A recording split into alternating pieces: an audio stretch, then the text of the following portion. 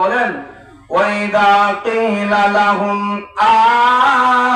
আমিনু কামা আমানান নাস। ও দুনিয়ার আল্লাহর গোলাম, যারা তোমরা মুনাফিকি করেছো, মুনাফিকি ছাড়িয়া তোমরা ঈমান আনয়ন করো। যারা তোমরা শিরকের মধ্যে লিপ্ত আছো, শিরিক ছাড়িয়া ইমানদারদের সাথে ইমানের কথাই তুমি নাম লেখাও।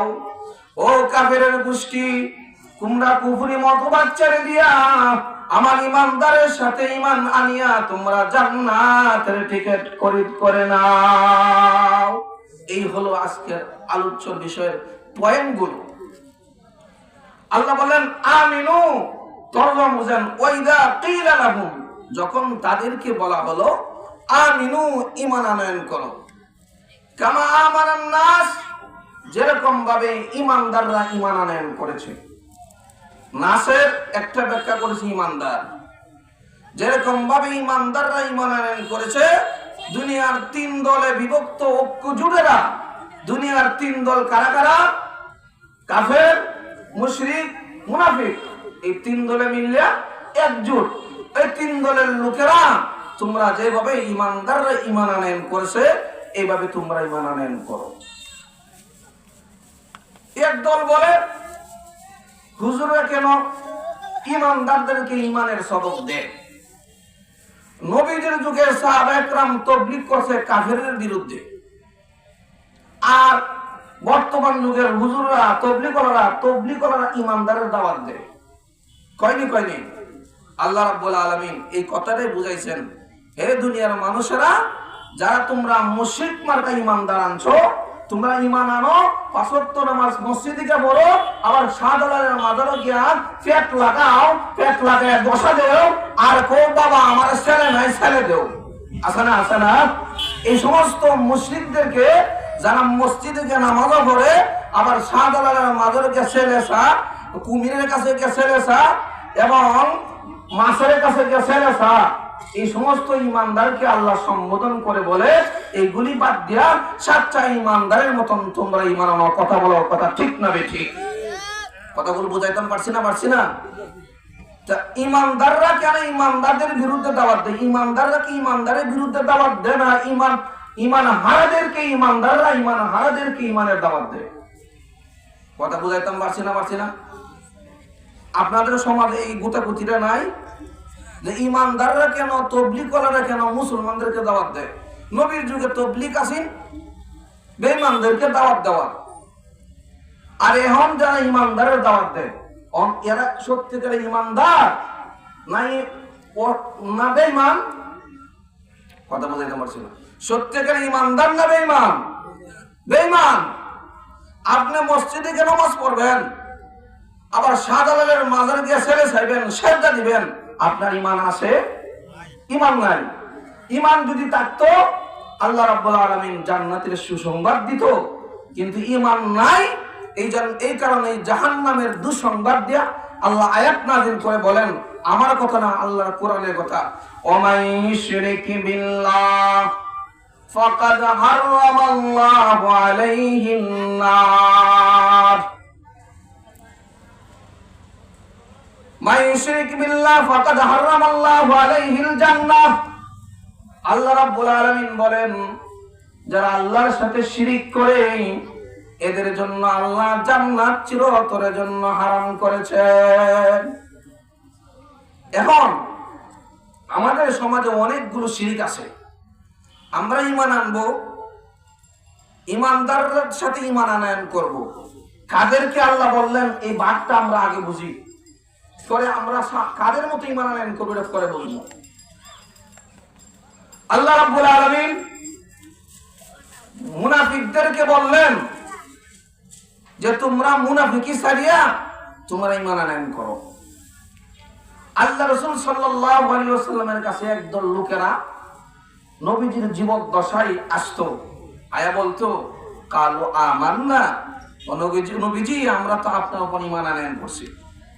ওয়াইদা খালাউ ইলা শায়াতিনিহিম, যখন তাদের শয়তানদের লিডারদের কাছে যাইতো তখন বলতো ওয়াইদা খালাউ ইলা শায়াতিনহিম ক্বালু আনুমিনু কামা আমা, তখন তারা বলতো ক্বালু ইন্নামা নাহনু মুস্তাহজিউন, যে আমরা তো তাদের সাথে কি করলাম, একটু উপহাস করলাম, বসে মজা করলাম, কৌতুক করলাম, আসলে ঈমান আনয়ন করি নাই।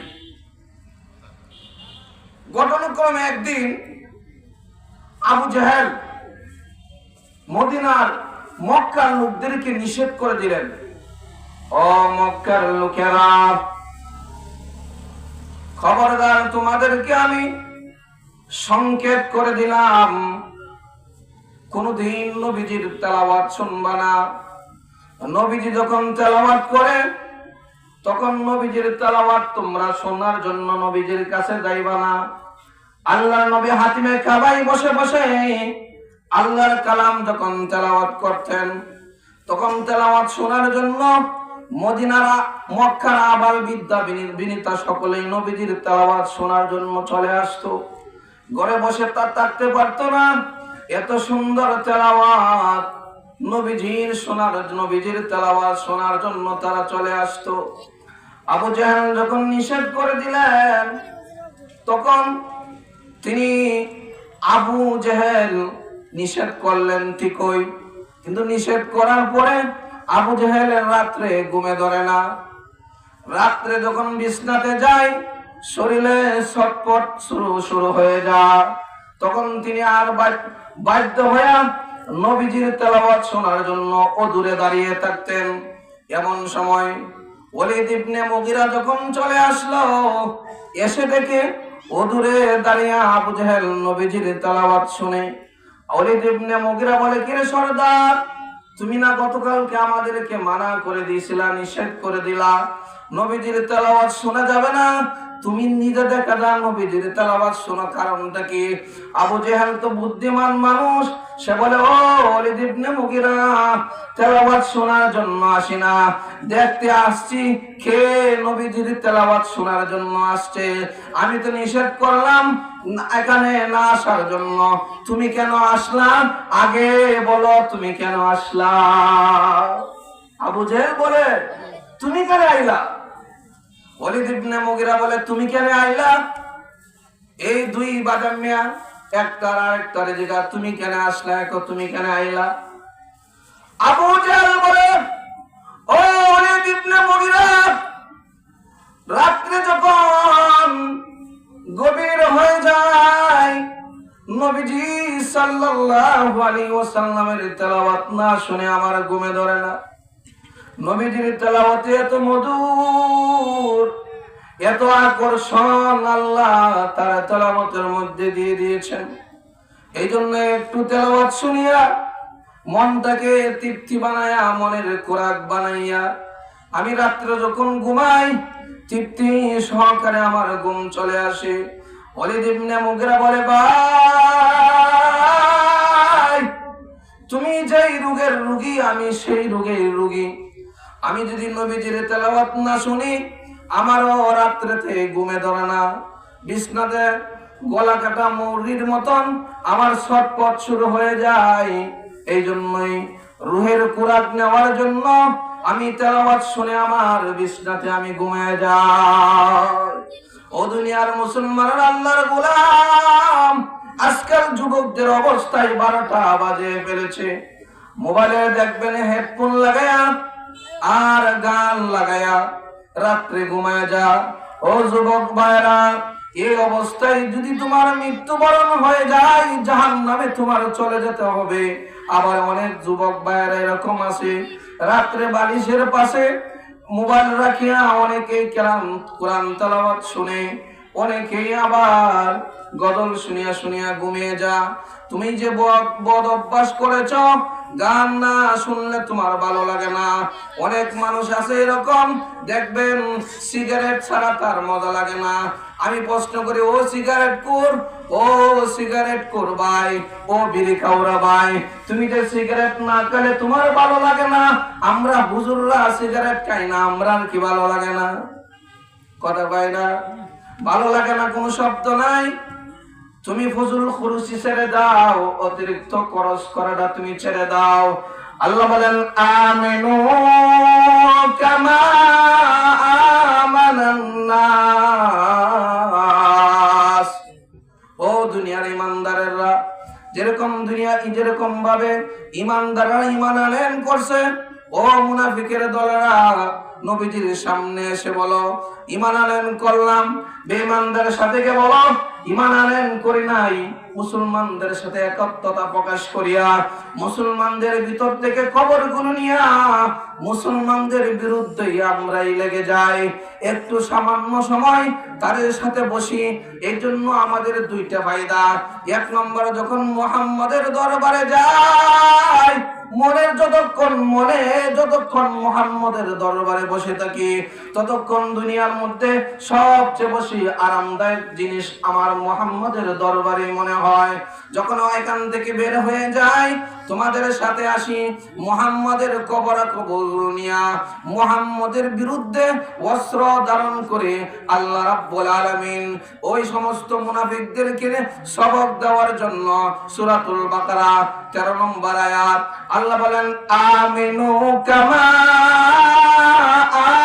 আমানান নাস।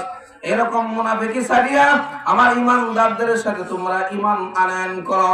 2 নম্বর ব্যাখ্যা, নাসের 2 নম্বর ব্যাখ্যা আল্লাহ বলেন আমিনু কামা আমানান নাস।